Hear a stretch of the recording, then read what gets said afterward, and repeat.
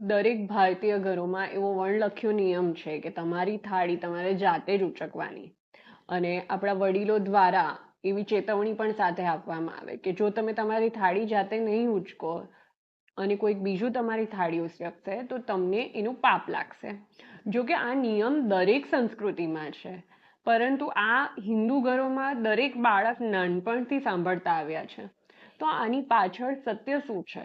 શા માટે થાળી ઉચકવા જેવા સામાન્ય કામથી આટલું મોટું ધાર્મિક પરિણામ આવી શકે છે? તો ચાલો એ માટેના ધાર્મિક, સામાજિક અને વૈજ્ઞાનિક રહસ્યોને સમજીએ. ખરેખર તો આ હિન્દુ પરંપરાના શુદ્ધિ અને અશુદ્ધિના ખ્યાલ સાથે જોડાયેલો વિચાર છે. જમ્યા બાદ થાળીમાં જે એઠું જીઠું બચે છે તેને અશુદ્ધ કહે છે. અને જ્યારે ઘરમાં કોઈક વ્યક્તિ બીમાર હોય તો એ જૂઠા ખોરાક દ્વારા એ બીમારી તમારી સુધી પણ પહોંચી શકે છે. એટલે જ હિન્દુ પરંપરામાં પતિ પત્નીના પણ સાથે જમવા પર નિષેધ છે.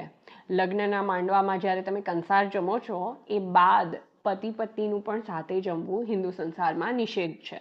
આધ્યાત્મિક કારણોને જો બાજુ પર પણ મૂકી દઈએ તો આ એક અદ્ભુત વ્યવહારુ શિષ્ટાચાર છે.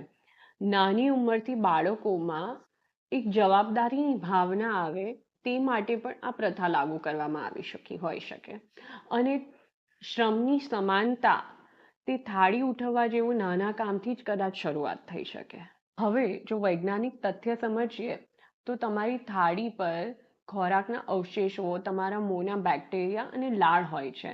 તમે તમારી થાળી જ્યારે જાતે ઉઠાવો છો ત્યારે તે બેક્ટેરિયાનો સંપર્ક મર્યાદિત કરો છો અને તેને કારણે તમે નાની બીમારીઓ અને ચેપ વગેરેથી બચી શકો છો. એટલે આમ તો આ થાળી ઉઠવવા જેવું નાનું કામ એ બીમારીઓને અટકાવવા માટેનો એક સ્વચ્છતા નિયમ છે. પણ આપણા વડવાઓએ ઘણી બધી વાત પાપ પુણ્ય સાથે જોડી છે. પણ એની પાછળનું વૈજ્ઞાનિક તથ્ય અને સત્ય ઘણું ઊંડું છે.